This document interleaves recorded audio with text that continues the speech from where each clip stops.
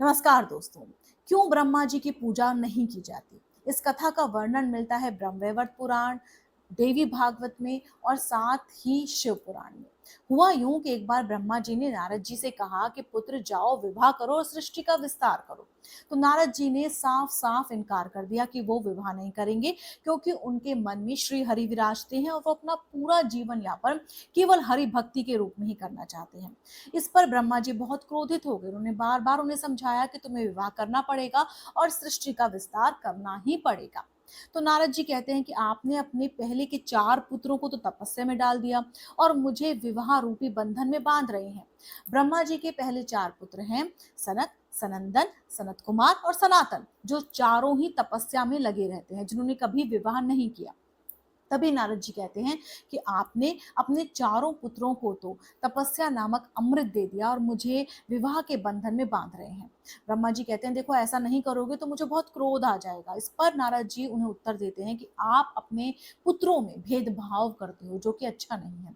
जैसे ही ब्रह्मा जी ने यह सुना, उन्हें बहुत क्रोध आ गया और उन्होंने श्राप दे दिया नारद जी को कि तुम एक स्त्री से भाग रहे हो, विवाह से भाग रहे हो, विवाह नहीं कर रहे, अपने पिता की बात नहीं मान रहे, तो अब मैं तुम्हें श्राप देता हूं कि तुम 50 स्त्रियों से शादी करोगे। जिस विवाह से तुम भाग रहे हो ना, इसी विवाह के चक्करों में ही लगे रहोगे। 50 स्त्रियों से शादी करोगे और सारा दिन काम भोग वासना में ही लगे रहोगे और उपबरहण नाम से प्रसिद्ध हो जाओगे। और उसके बाद तो यही हुआ। नारद जी एकदम हैरान होकर खड़े हो गए और उन्होंने कहा कि देखो, मैं मांग ही क्या रहा था पिताजी, आपसे एक हरि भक्ति मांग रहा था और आपने मुझे ऐसा कर दिया। इस पर ब्रह्मा जी बोलते हैं कि देखो, जो ये हुआ तो तुम्हें भोगना पड़ेगा कि तुम अपने पिता की बात नहीं मांगे। हाँ, अगले जन्म में ऐसा होगा कि तुम एक दासी पुत्र के रूप में जन्म लोगे और फिर सन्यासियों की, संतों की, महापुरुषों की सेवा करोगे, उनकी जूठन खाओगे और फिर तुम मेरे पुत्र के रूप में दोबारा से नारद के रूप में जन्म लोगे। नारद जी ने सुन लिया पर थोड़े परेशान हो गए और साथ ही फिर कहते हैं कि मैंने हरि भक्ति मांगी और आपने मुझे श्राप दे दिया। मैं जीवन भर इस विवाह रूपी बंधन से दूर भागकर अपने आप को हरि भक्ति, हरि के चरणों में समर्पित करना चाहता था और आपने मुझे बंधन में बांध दिया। तो अब ये बनता है कि आपने मुझे श्राप दिया तो मैं भी आपको श्राप दूंगा। क्यों? क्योंकि मैंने आपसे कुछ गलत नहीं मांगा। आपका तो फर्ज बनता था कि आप मुझे प्रोत्साहित करें और आपने मुझे श्राप दे दिया। तब नारद जी भगवान ब्रह्मा को श्राप देते हैं कि अब मैं आपको श्राप देता हूं कि आप इस भूखंड पर कभी भी पूजित नहीं होंगे।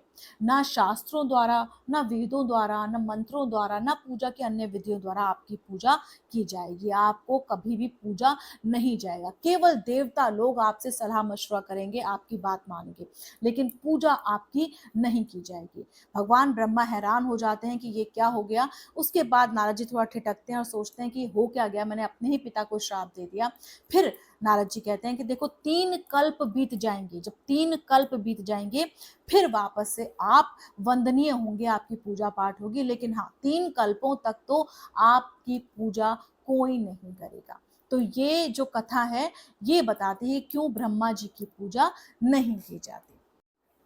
दोस्तों, अगर ये कथाएं आपको पसंद आ रही हैं तो कृपया करके धर्म कथा ऑफिशियल को आप सब्सक्राइब कीजिए, क्योंकि इस पर जो भी कथाएं मैं लाती हूँ सब अपने रामचरितमानस, पुराणों की और भागवत की लाती हूँ। मैं हमेशा से कहती हूँ कि हर सवाल का जवाब हमारे सनातन में है।